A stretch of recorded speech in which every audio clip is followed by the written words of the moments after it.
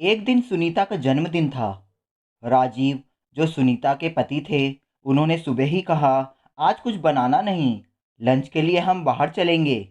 तुम्हारे जन्मदिन पर आज तुम्हें एक अनोखी ट्रीट मिलेगी।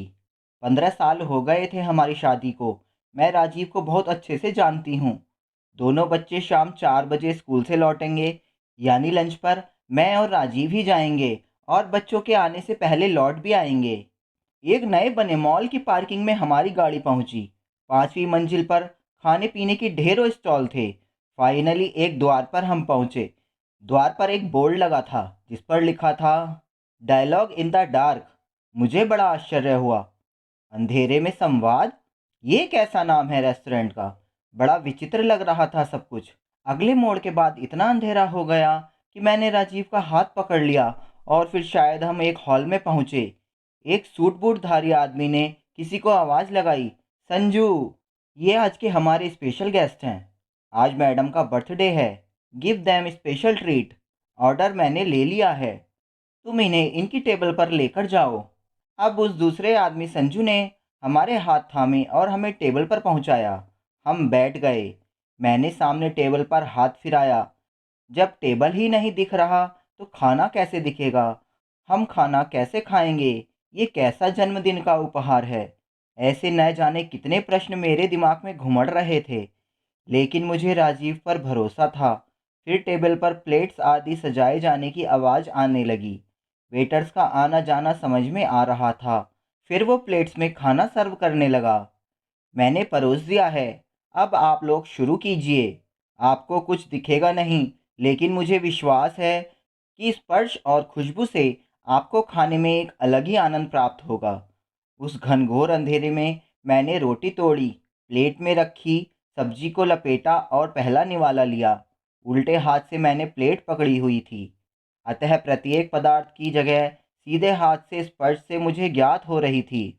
और फिर आहा, अंधेरे में भी खाने के पदार्थ तो अपने स्वाद का मजा दे ही रहे थे, लेकिन साथ ही मैं पूछ रही थी। और ऐसे ही राजीव मुझसे पूछता जा रहा। खुशबू, स्पर्श और आवाज़ बस यही काम कर रहे थे। बीच बीच में संजू सब्जियां या अन्य कुछ और परोस देता। मेरा जन्मदिन अंधेरे में लंच एक अनोखा आनंद दे गया। कैंडल लाइट डिनर से भी अधिक आनंददायक रहा। आप जब बाहर जाना चाहें तो बताइएगा, मैं आपको बाहर छोड़ आऊँगा, संजू ने कहा। तो राजीव बोल पड़ा, हाँ हाँ, अब चलो, बिल भी तो बाहर ही पे करना है। चलो संजू, ले चलो हमें। फिर संजू ने हम दोनों के हाथ थामे और हमें बाहर ले चला। अंधेरे हॉल से बाहर निकलकर 2 मोड़ों के बाद प्रकाश दिखने लगा और हम संजू का हाथ छोड़ उसके पीछे चलते रहे। उसका आभार मानने के लिए मैंने उसे आवाज़ लगाई तो संजू पलटा और मेरी ओर देखने लगा। जब कमरे में प्रकाश में मैंने संजू का चेहरा देखा और मेरे मुंह से हल्की चीख निकल गई, क्योंकि संजू की आंखों की जगह 2 गहरे गड्ढे नजर आ रहे थे। वो पूर्ण रूप से अंधा था। संजू बोला, यस मैडम। मैं समझ नहीं पा रही थी क्या कहूँ। फिर मैंने कहा, संजू, अपनी ऐसी हालत में भी तुमने हमारी खूब सेवा, इतनी बढ़िया खातिर की, मैं ये बात सारी ज़िंदगी नहीं भूलूंगी।